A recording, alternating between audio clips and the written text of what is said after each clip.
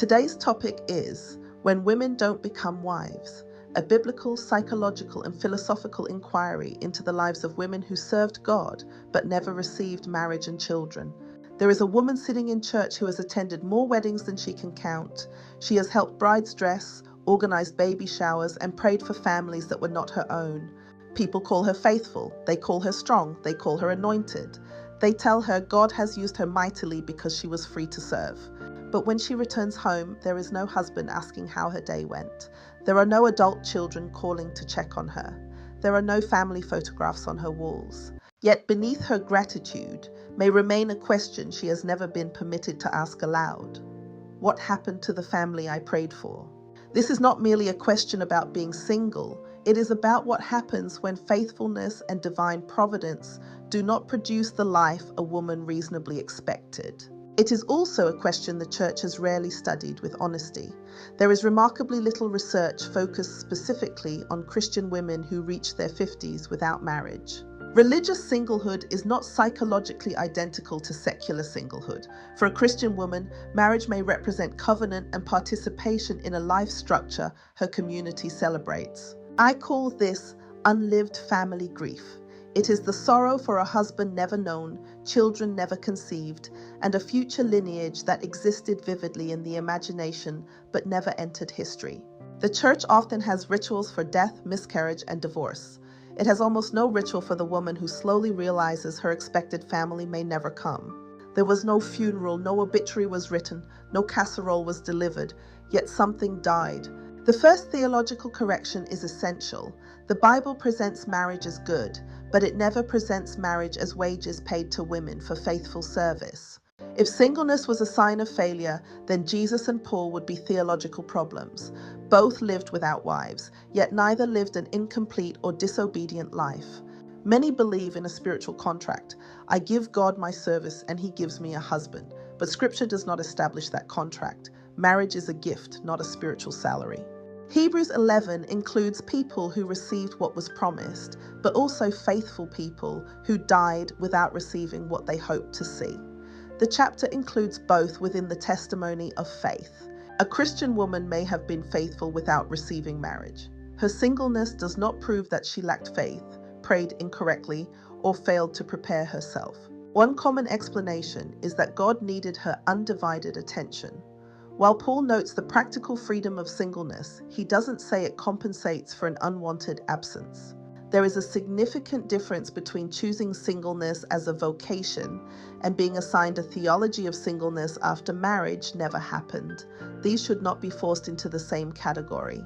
Philosophically, some argue that her fruitful ministry justifies her singleness. But good can emerge from loss without making the loss good. The end does not always justify the means. God may redeem what happened without our declaring that he required it to happen exactly as it did. Redemption is not retroactive justification. God is the one working. Providence is not fatalism. Fatalism says what happened had to happen. Providence says nothing lies beyond God's knowledge, presence, or redemptive capacity. God's sovereignty does not erase human agency. People refuse, delay, initiate, and overlook. No single cause can explain why a faithful woman reaches later life without the family she desired.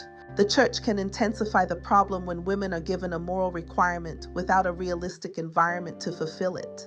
A woman can be indispensable to an institution while remaining relationally unseen. For Black Christian women, structural realities like demographics and incarceration cannot be ignored.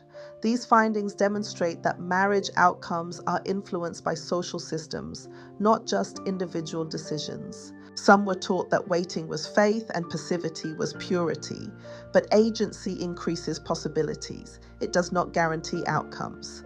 Biblical femininity is not relational invisibility. Sometimes behavior is organized around protection. A woman may desire intimacy but select unavailable partners because an unavailable man permits longing without requiring full vulnerability.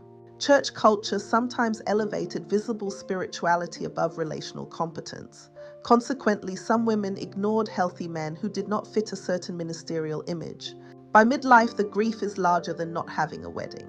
It is biological fertility, caring for parents alone, and the realization that the expected family may never come. The church's theology of substitution is not enough.